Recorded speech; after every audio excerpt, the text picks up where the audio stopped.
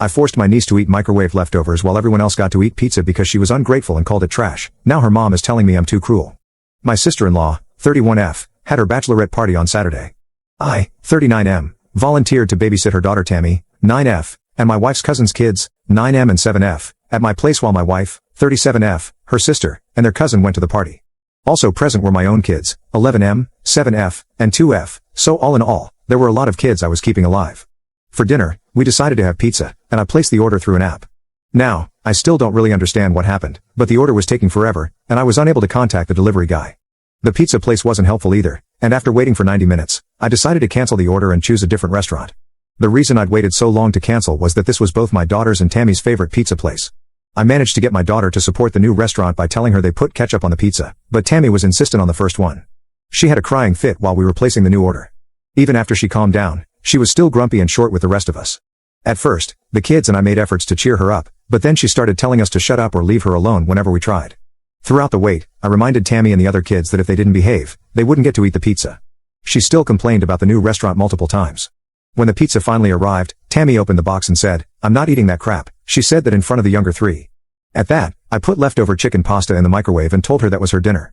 She started crying, saying she wanted the pizza and would behave herself, but I held my ground. Tammy didn't eat any of the pizza, but all the others did. My sister-in-law is calling me unfair and cruel for forcing Tammy to have leftovers while the other kids ate pizza.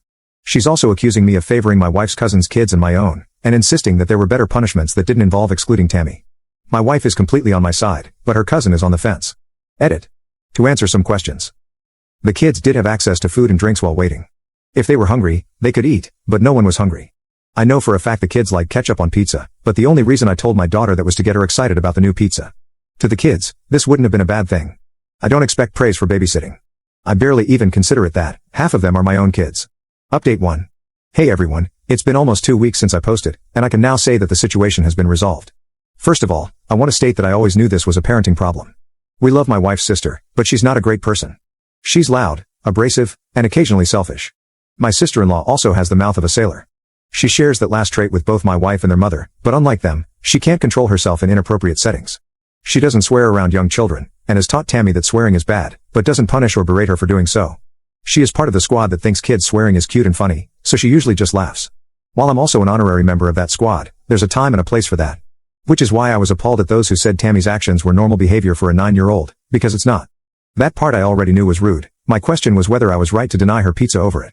After reading your comments, I've concluded I did the right thing. Some of you advised me to refuse to babysit Tammy from now on.